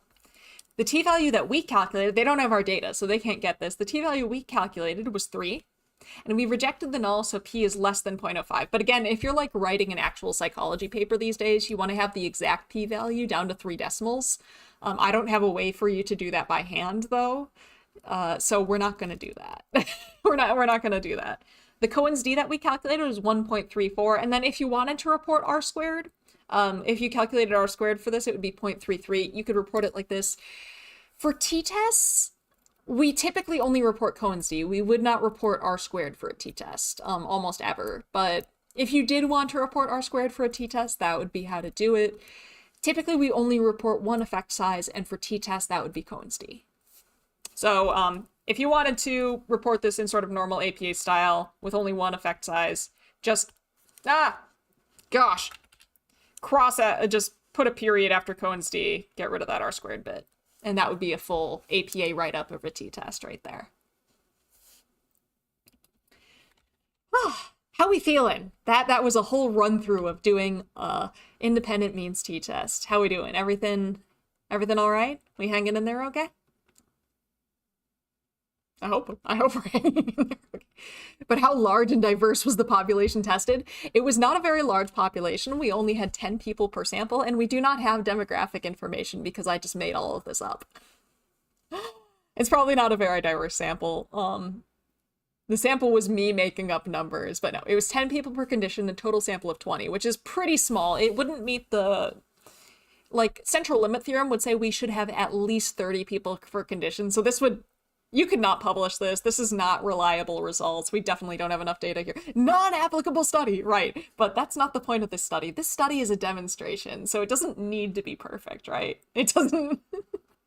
This is just a demonstration, right? Right? But yeah, if this was like a real, if I tried to submit a study with only like n of 20 with 10 people in each condition and 0 demographic information, that's not getting accepted. No. Rico is so correct. Like, yeah, no, I'm just demonstrating how to do this. Yeah, I'm just gonna drink my water. Rico caught me faking data. It's okay. The cause is important or something. Education. I faked the data so that we could have nice whole numbers. Yeah, I'm glad. That's the point. It's for a review. I'm sorry, I'm going too far with this. I just think it's very funny. I don't know, that just tickled my sense of humor just right. All right, so here's our formulas for the single sample t-test. Yes, it's to illustrate the technique. Right. So here's the formulas that we did last Wednesday on top. This is our single sample t-test, and here is the stats lessons are coming back to you. Awesome. And here on the bottom, these are the ones that we learned today. For the our sample data for the single sample t-test was just one sample mean. For the independent means t-test, it is the difference between two sample means. Our hypothesized population parameter, in other words, the value if the null is true, for the single sample t-test was the population mean. For the independent samples t-test, it's the difference between two population means, which is going to be 0. It's funny to pretend the educational examples are evil. I heartily agree. In fact, I need to make them more evil. I should just start portraying myself as a mad scientist in these examples. Like, rather than just using like spoiled versus not spoiled for an anime, I should do like, this is my army of zombies versus my army of Jiangxi or something like that. This is my magic power if I become a lich versus my magic power if I become an evil wizard or something. Tackled archons. Okay, anyway, yeah. This is how we calculated the variance for the single sample t-test, and then we just adjusted that to pool the variance now that we had 2 samples. Our estimated standard error for the single sample was based on just a single estimate of variance with a single sample size. Now, because we have 2 samples with their own estimates of variance that we did end up pooling, we have a slightly different way to calculate the estimated standard error. And now, because we're comparing different things, before it was a mean to a sample mean to a population mean, now it's the difference between 2 sample means to the difference between 2 population means. Our formulas are going to look a little bit different, but they're doing essentially the same thing. So lining up what we did last Wednesday to what we did today. Finally, we talked about single sample t-tests, we talked about 95% confidence intervals. Just if you want to do the 95% confidence interval for a mean difference rather than just a mean, you're just translating the formula. It's very similar. It's still like your sample data. No, it's still like your sample data plus or minus your critical value times your standard error. Just the way that you write what your sample data is and your standard error is a bit different because you're working with different data. That is pretty much the same. All right. Speaking of weird examples, normally I would go and calculate this all together just so we do another example, but I'm thinking I might actually do this as a separate video. So like if people want to skip the whole lecture and then they just want to, watch me calculate a t-test by hand and just like, they've seen the lecture, they just want to review watching somebody do a t-test by hand without all the shenanigans. Maybe, I think I'll do this as a separate, this part of the lecture as a separate video, so it's easier to reference on its own, if that's okay with y'all. I mean, would you like me to do this now? Because I can also do that, I guess. I can just crop the stream and then post that part of the stream or something. A, the astrologer performing haunted location EMF readings. Yes, this is A, the astrologer conducting this study. Yeah, well, if you're wondering about the study, maybe we'll do it anyway. Maybe we could do it. So the premise of the study here is, I don't know how many of you are familiar with like ghost hunting shows, but I used to watch a lot of them. There's this idea that ghost hunters have that ghosts let off an electromagnetic field. Yeah, exactly, astrologiphos. That is exactly the skeptic's explanation, that strong electric fields can cause mild hallucinations or even just induce a sense of unease in people, and that's why people think ghosts are related to electricity or feel like ghosts are around when there's a high EMF reading, is because it's just messing with you. I know this game mechanic point to the game Phasmophobia. Yeah. I watch so much of BuzzFeed. I love BuzzFeed Unsolved. It was so funny. So funny. I got to see those guys live once. It was very funny. Oh yeah, infrasound as well. Infrasound is another way to explain feeling like a place is haunted without actually assuming that ghosts are real. Like certain frequencies of sounds just give you this sense of uneasiness that might lead you to conclude that there's a ghost there when ghosts may or may not be real and may or may not be present. But anyway, the premise of this study is like, ghost hunters believe that ghosts give off a magnetic field, and therefore, when they're investigating a haunted place, they use EMF readings or electromagnetic frequency ratings to see if a ghost is nearby, with higher ratings theoretically indicating there's a ghost, lower ratings not. EMF emitters are also anywhere, so it's a very easy thing to point to. Yeah, so with enough EMF, I can become more delusional. I would not recommend that. I would not recommend doing that. That is not something that I endorse. Consult your doctor. And consult your doctor. I wouldn't do it, though. I'm not that kind of doctor, but I would not personally do that. There are many other ways to become delusional that do not involve potential negative medical outcomes to your body, at least in the process of becoming delusional. After that point, they can have severe medical consequences. But what am I talking about? EMF readings. Anyway, so let's say I want to know if a haunted house has on average higher EMF readings than a normal house. And yes, when I was creating this example, I did look up like ranges of EMF readings to make sure these are Yeah, I was gonna say, do not consult Rico. Rico is not on the clock. Rico has zero obligation to answer any questions right now. Consult your doctor when you are paying your doctor for their time. Let's let Rico get some well-deserved rest. Oh, right. Mm-hmm. So let's say I go to a haunted house and I take readings in 15 different places in the house. And then I go to a house with no alleged hauntings and I take readings in 15 different locations in that house. So I have my independent variable is it the haunted house or is it the normal house? It's a between subjects design. There's no both. You're one or the other. I have 15 observations from each house. The mean EMF reading in the haunted house was 79. The mean EMF reading in the normal house is 55. The sum of squares for the haunted house is 4,968. And the sum of squares for the normal house is 489. So let's do some math. So first things I'm going to note down, I'm going to start by taking stock of what we know. The sample size for the haunted house, I'm going to call that NH, is 15.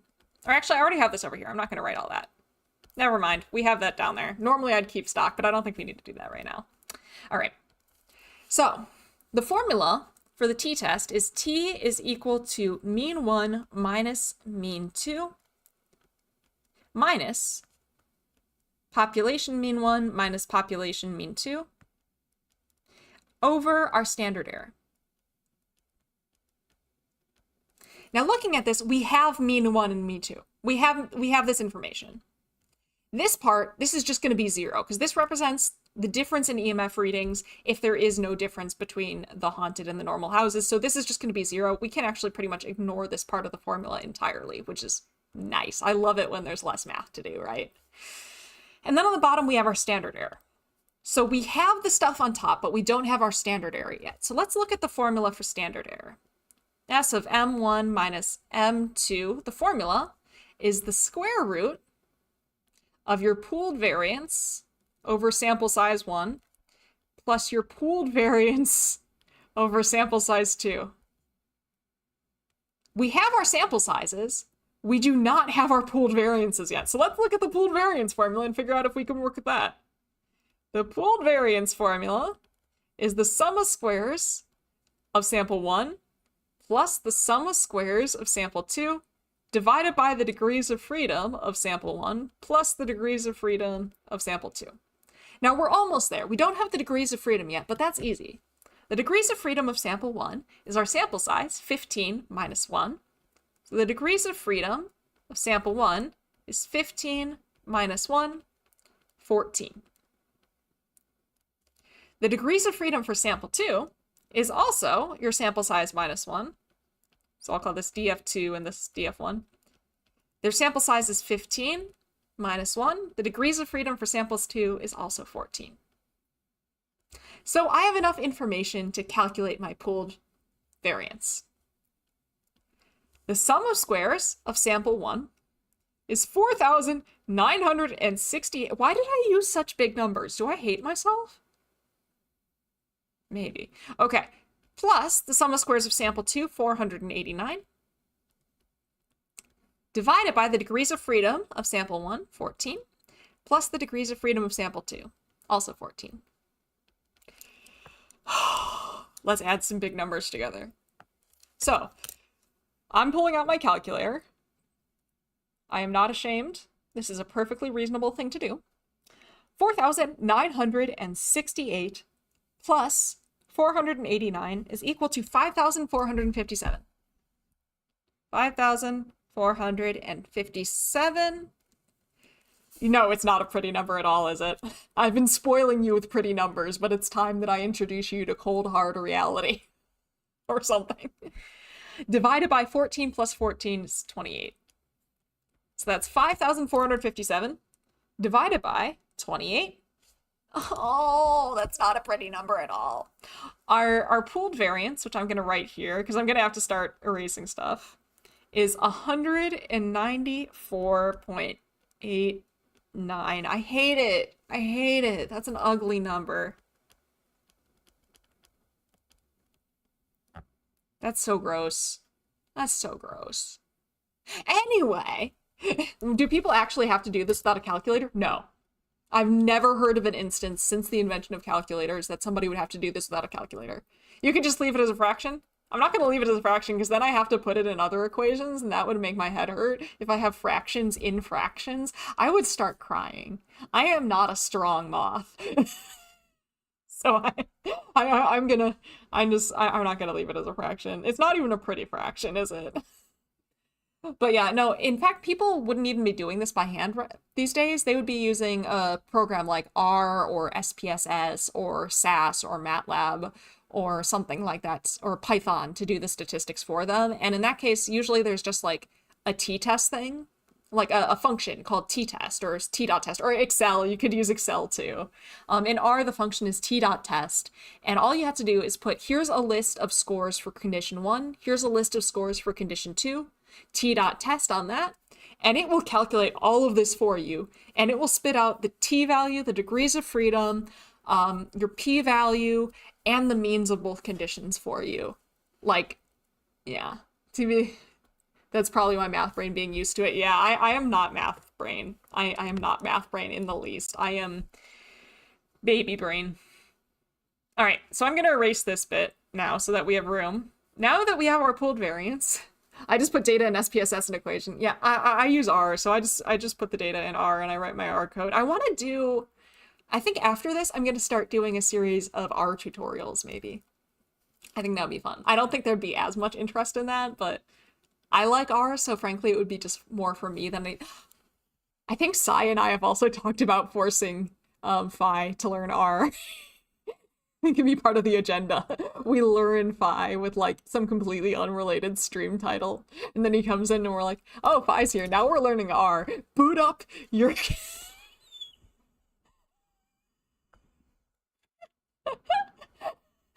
You will have no choice. This is your next punishment stream. You're like, next time you do like a charity thing or like there's a punishment thing, we're gonna teach you R. We're gonna teach you R. I'm gonna recruit your Discord. I'm gonna recruit your Discord and we're gonna make you learn R. You can teach me something miserable in return if you want. I don't know what that would be, but R is a coding language. Committing engineering atrocity by rounding that to 200.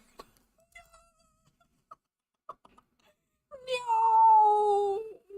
My non-math brain gets it, but like the statistician in me is like dying from that. Okay, so let's do this. Let's do this. Most programming languages become quickly intelligible once you recognize the common elements. Yeah. R and Python are actually really similar to one another. It's similar enough that I have trouble learning Python. MATLAB is the true stream punishment. Teach me MATLAB then. Teach me MATLAB. I'll teach you R if you teach me MATLAB. Or I'll let you teach me MATLAB if you let me teach you R. Somewhat similar to identify the notion of nouns and adjectives. Yeah, it's a grammar. And the grammar may not be the same. I would if I knew how it worked. Okay. Teach me something that you think I would hate learning. If I teach you R, you get to teach me something that you think I would hate. This is the pact. This is the deal. Okay. Let's start doing this next bit. MATLAB isn't too bad if you aren't doing calculus. That's fair. Yeah. I have a friend who uses R and MATLAB. So maybe I'll learn MATLAB one day. We'll see. We'll see. Okay. All right. So, oh, no, we're not done yet. Let's start calculating our standard error. So that's going to be the square root of the pooled variance, which is this ugly 194.89 over the sample size, 15, plus 194.89 mistakes were made over 15. I chafe at MATLAB due to its vendor lock-in aspect. I don't like SPSS because it's so gosh darn expensive, and it was designed by a company, not by statisticians. But yeah, like the SPSS is just a giant ripoff. It was calculating follow-up tests for ANOVAs wrong for like so many years, and they just didn't fix it, and they charge you so much. I haven't heard of T. Is that a thing? Or are you trolling me? I don't know. After the Q&A section of the debut stream, Phi was watching it after, and he's like, "Oh, they're trolling you in the Q&A," and I'm like, now I'm paranoid. Oh, I was doing the math and seeing how the numbers looked. Oh, that's good. That's good. Oh, thank you. Yeah, you're ahead of me. All right, 194.89 divided by 50. I thought you were like saying T as in another like programming language that I hadn't heard of, and I was like, what's T? All right, so that's the square root of 194.89 divided by 15, I believe, is 12.99. And that's true for both of them. We have equal sample sizes, so these are both going to be 12.99. 12.99 plus 12.99 is 25.98. So that's the square root of 25.98. Our standard error is 5.1. I'm going to round it to 5.1. So our standard error, M1 minus M2, is 5.1. There we go. Now let's just calculate our T value. Mr. Kitty is getting restless. He's like, is stream over yet? Is stream over yet? Don't worry, Mr. Kitty. It'll be over soon. It'll be over soon. Not that I don't enjoy stream, but Mr. Kitty is a very important man. Okay, so now we can calculate T. T is equal to mean 1, which is 79, minus mean 2, which was 55, divided by the standard error that we just calculated at 5.10. 79 minus 55 is something that theoretically I should be able to do in my head, but I am not ashamed to admit I'm not going to bother. 24. I worked today. And then I streamed. I am allowed to use my calculator for whole number subtraction. Yes, 24 divided by 5.10. 24 divided by 5.1 is 4.70. Our T value is 4.70. Now, our final task to determine if we can reject or fail to reject the null is we need to figure out our cutoff, our critical value. For that, we need our degrees of freedom total. That is our degrees of freedom 1, 14, plus our degrees of freedom 2, 14. So that's our DF total. I'm going to call it DFT, is DF1 plus DF2, which is 14 plus 14. Our DF total is 28. Let me draw. There we go. Okay, let's see if I have a T table somewhere in here. Perfect. Okay, here's our T table. We have 28 degrees of freedom total. So we are in the 28th row. Let's see if I can get a highlighter. We're in the 28th row. I can draw a straight line. It's a specialty of mine. And then we are doing a two-tailed test, as is standard in psychology. We're going to do a two-tailed test with alpha of 0.05. So proportion and two tails combined 0.05. We are in this column. we go to where those cross over. So degrees of freedom is 28, alpha 0.05, two-tailed, plus or minus 2.048 is our cutoff. So T crit equals plus or minus 2.048. So our distribution looks like this. We've got our distribution, 0, the null is true. We have to be in the tails beyond plus or minus 2.048 to reject the null. This is so chaotic. Like looking at this, sometimes like at the end of a class, students will take a picture of like my notes where I was doing all the math by hand, and I'm like, can you make sense of that? I feel like at the end of it, it's difficult to make sense. Anyway, okay, and the t-value we calculated was 4.70. So we're like way out here. Not quite to scale. Do we reject or do we fail to reject the null? Pretty bell curves. I love drawing bell curves so much. They're so satisfying to draw. It's just like, I think I've gotten pretty good at it. I've been drawing bell curves on the regular for, oh, I'm blocking it. There. Correct. We reject. Our t-value is outside of the critical region. It is in the critical region. It's in the tails. So we reject the null. We conclude there is a difference here. What is that difference? Well, now we can look at the means and see which one is higher. I hate drawing them as... yeah, I like drawing them a lot, but I've been drawing them on the regular for probably 5 or 6 years now. So, okay, so the mean EMF readings in the haunted house is 79. The mean EMF readings in the normal house is 55. There we go.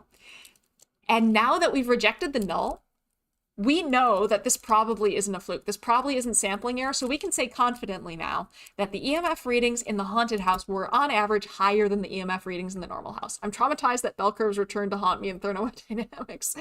That's understandable. I've never taken thermodynamics, and I don't think I would like to.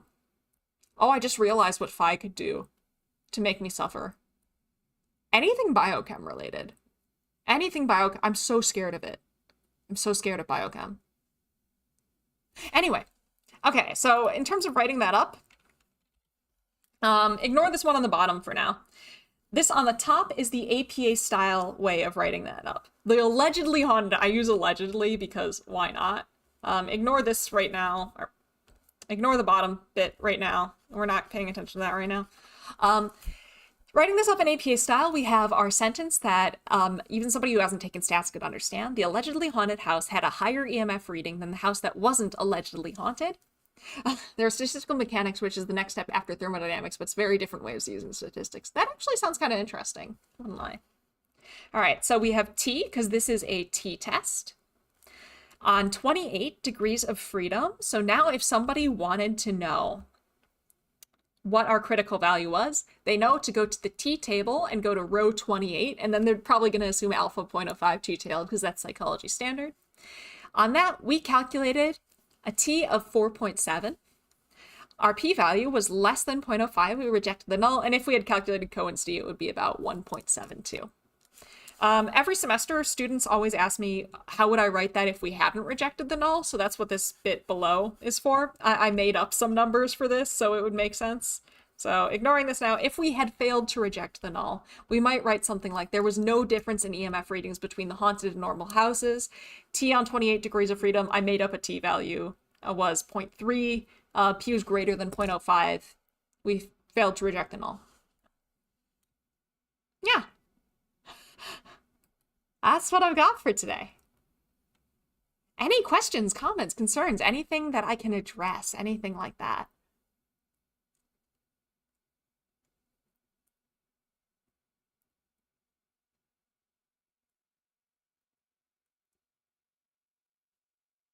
Explains thermodynamics by deriving it from the statistical distributions of many atoms, random actions, averaging to the laws derived for thermodynamics.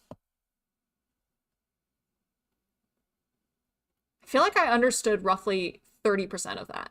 On the tangent of spoilers, I do wonder if there's a notion of like cognitive spoilers on how to think about a concept or problem. Oh, so sort of like kind of hints? Kind of like giving a hint or something like that? It kind of reminds me of like lifelines in like Who's Line or not in how Who Wants to Be a Millionaire or something, saying that you would fundamentally alter or constrain what ways you're able to consider things. Oh, sort of like you're almost thinking like the Sapir-Whorf hypothesis of language and cognition kind of deal, right? Like how our previous perceptions and also the type of language that we use to talk about things might constrain our thinking, because if we think using language, if we think in language and our language does not have a word for a certain concept, we might struggle a lot more or even be unable to conceive of that thing, which might impede our reasoning kind of deal, right? Not entirely overlapping in the Venn diagram, but yeah. Yeah, that's an interesting thought. Yeah. Or we might over-cohere, so we might be more stuck in our cultural or linguistic tracks than we should be, or something like that. Or maybe if we're doing a problem, it's kind of like those sort of like tricky problems, like it reminds me of like the concept of trick questions, kind of, you know, like they trick you into using a certain path of logic when really that's not the path of logic or something. Seems all basically just how the law of large numbers explains a lot of physics rules. Oh, for the what was it? The thermodynamics, the statistical mechanics. That makes sense. That makes sense. Yeah. Well, all right. I think the beast hungers, so I'm probably gonna have to go. But we made it through. Boltzmann distributions.